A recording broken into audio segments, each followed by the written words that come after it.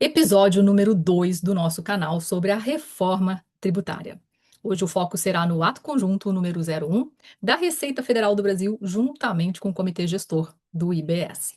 Meu nome é Daniele Souza, eu estou aqui para te ajudar a entender a reforma tributária de uma maneira acessível, para que qualquer pessoa, leigo ou não, a possa entender.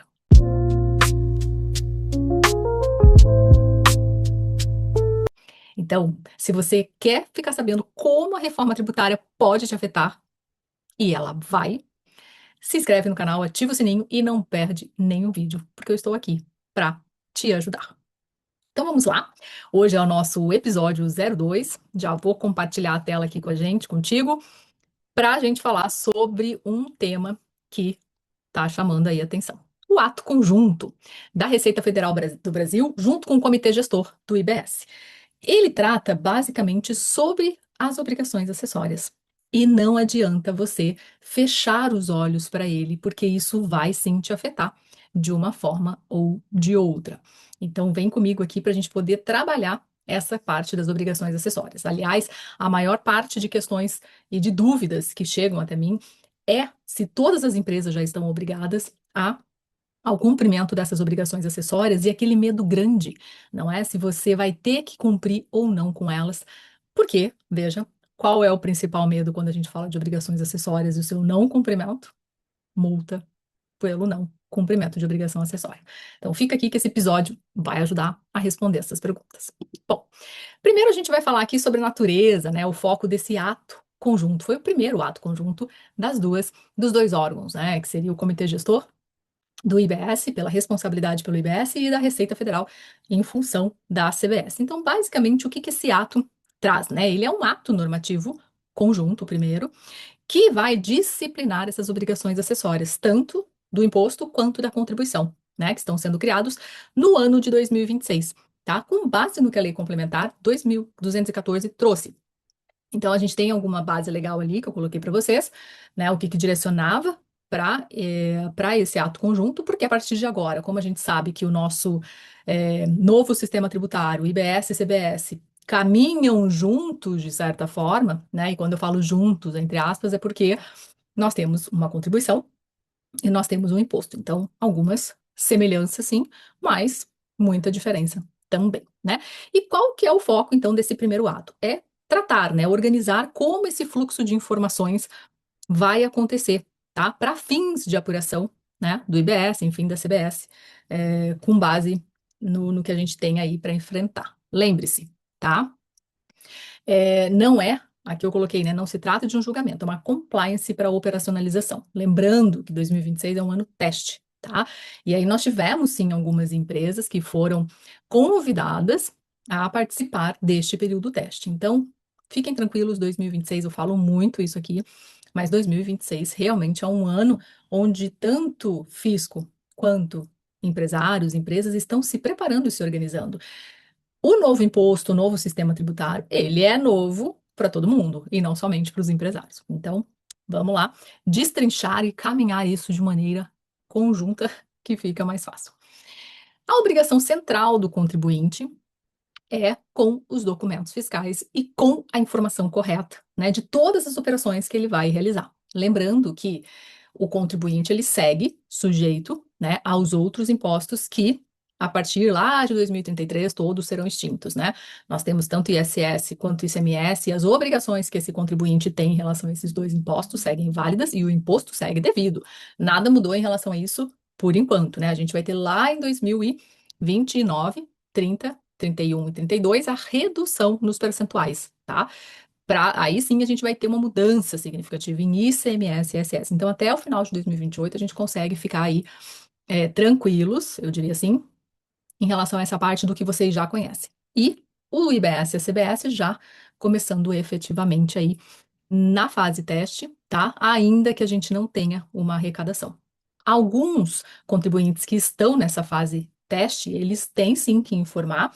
Haverá o destaque ali da CBS e do IBS, mas não haverá o recolhimento. Então, calma, fica aqui que você vai entender. Antes de mais nada, o que que a gente precisa entender, né? Que agora toda e qualquer operação realizada em 2026, ela estará sujeita, né, ao IBS/CBS. Por quê? Mudou o conceito. Agora a gente vai ter uma tributação da base ampla, como a gente chama. E o que que seria essa base ampla, né? Nós estamos falando de operações, e quem trabalha com ICMS entende muito sobre isso, porque daí são operações com bens, com mercadorias, com imóveis, e nós temos, inclusive, agora operações com serviços, tá? E na outra ponta nós temos os fornecimentos, né? Ou seja, quando eu entrego ou disponibilizo uma mercadoria, quando eu instituo, transfiro, faço uma cessão, uma concessão, licenciamento, né? Uma disponibilização, tudo isso entra na tua base tributável, né? Prestação de serviço, e isso a gente tinha muito ali, né, considerando o ISS.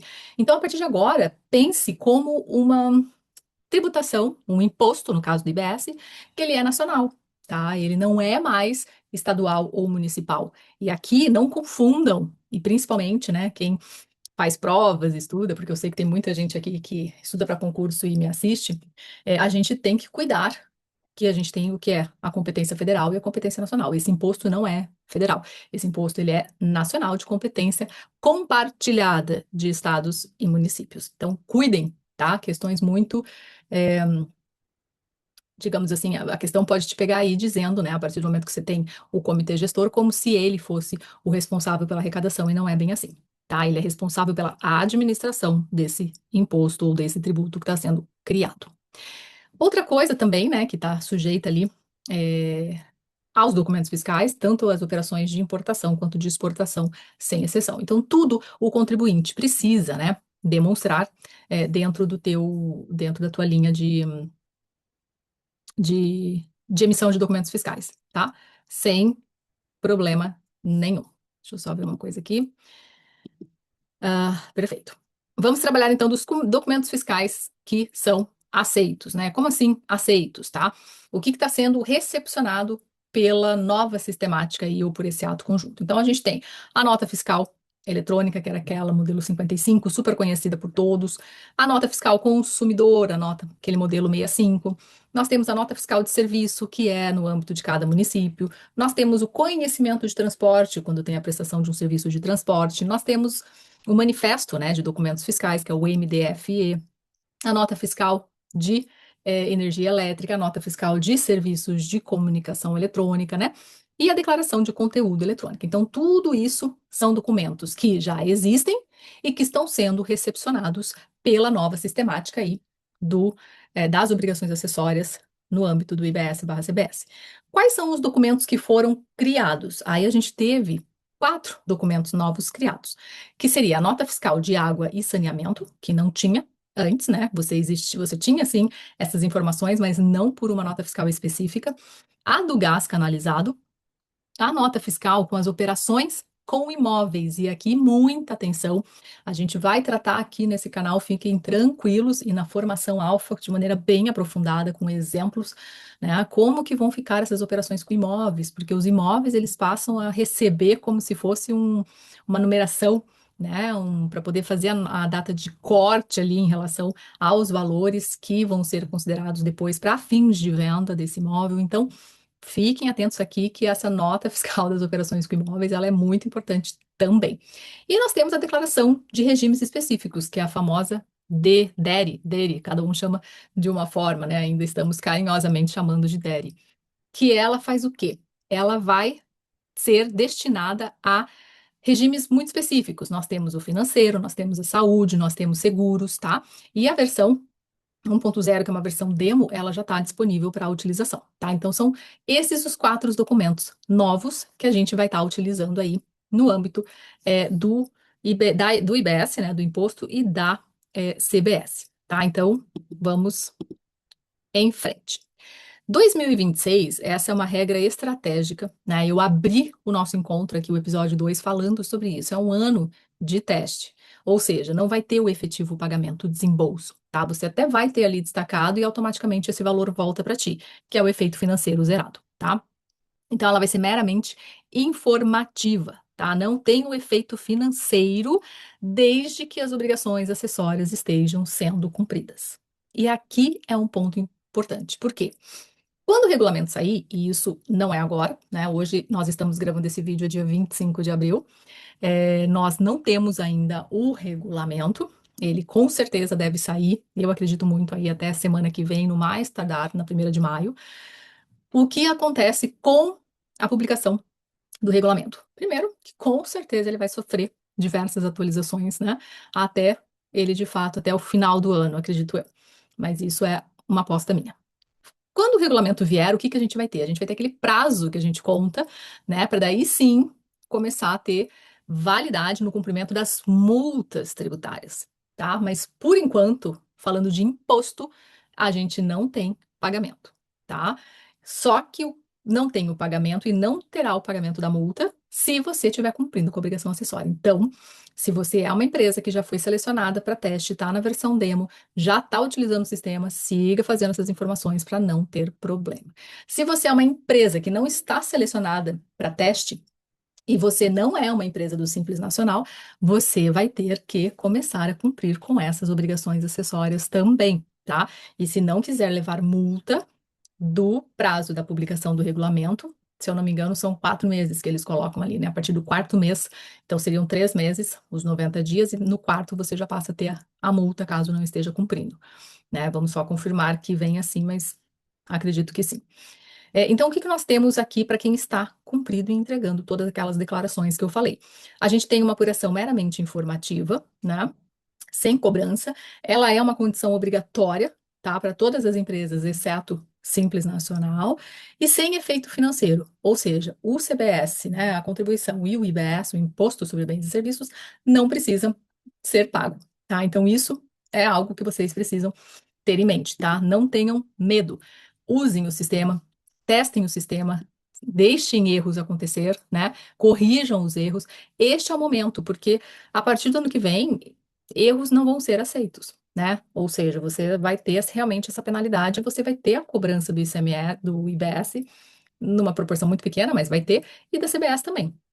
Então, cuidem para que não tenha esse tipo de teste somente no ano que vem, quando a coisa estiver valendo para realmente para valer, né? Com cobrança de multa e com destaque do imposto efetivo e recolhimento.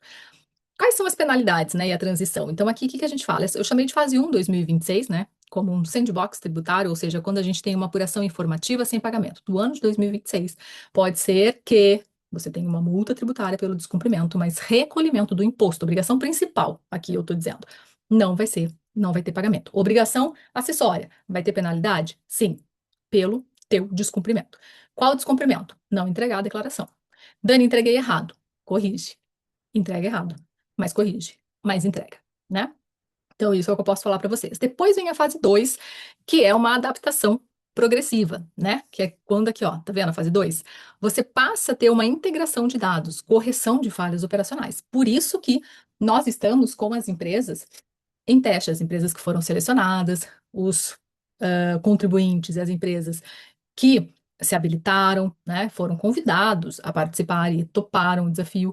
E isso é muito bom, porque eles vão identificando erros no meio do caminho e essas coisas vão sendo corrigidas e melhoradas, tá? E por fim, a fase 3, que daí sim é a operação plena, tanto de IBS quanto do CBS, que você tem uma apuração, né, e lançamentos na obrigação acessória com efetivo recolhimento, ou seja, efeito financeiro, tá?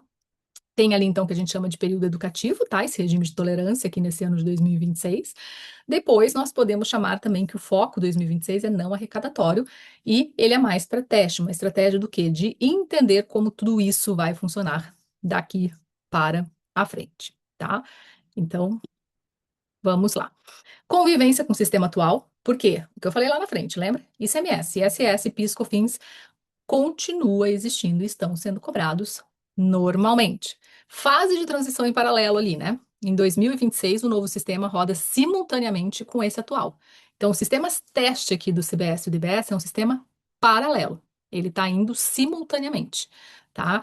Então, porque a ideia é que as coisas se conversem. Lembrando que ainda que PIS e COFINS não exista mais em 2027, eles seguem, o ICMS e o ISS seguem existindo. Então, assim, vai ter que conviver de maneira é, em paralela para que as coisas funcionem, né? Então, inclusive teve uma PEC, né, uma proposta de emenda, se eu não me engano, foi do Raul.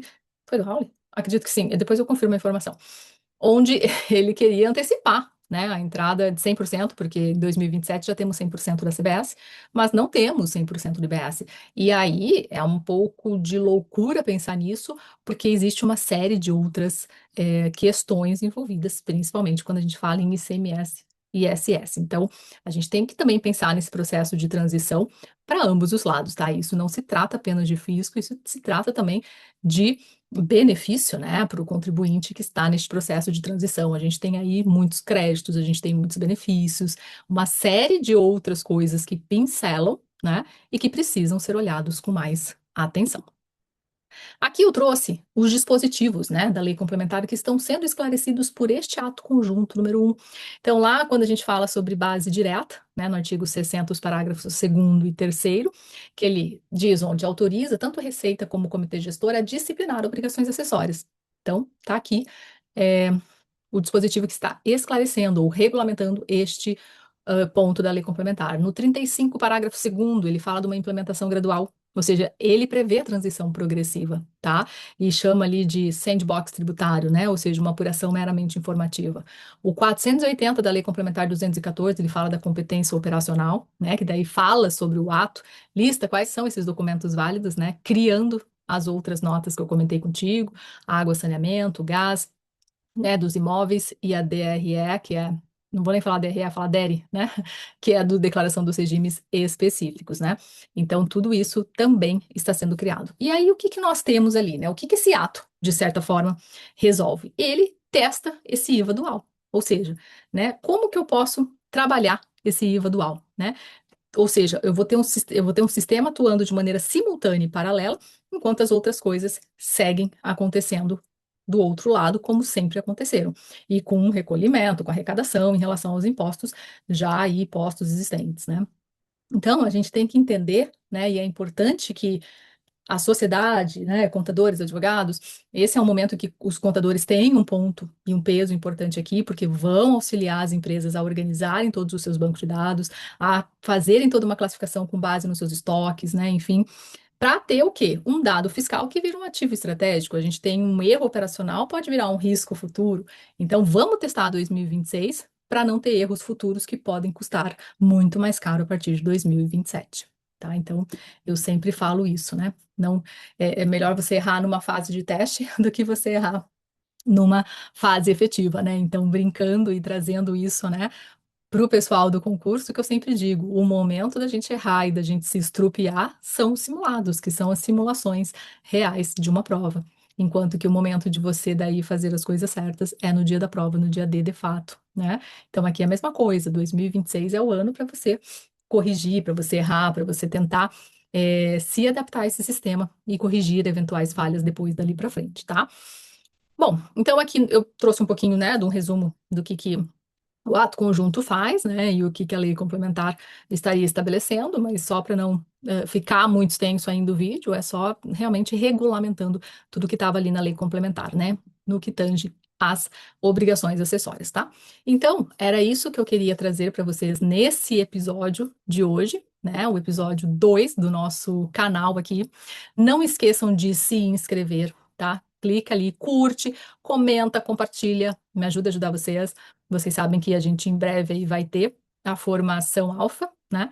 Onde vocês vão conseguir ter essa leitura e esse desenho um pouco mais de perto, um pouco mais detalhado, aprofundado, com uma visão de quem realmente entende e vive, né? Tudo isso aqui dentro, sempre, claro, trazendo uma interpretação de uma maneira que a lei está posta, né? A gente aqui não vai entrar em outros cenários, e vocês sabem muito bem, até pelo cargo que ocupo, mas espero poder estar ajudando aí vocês.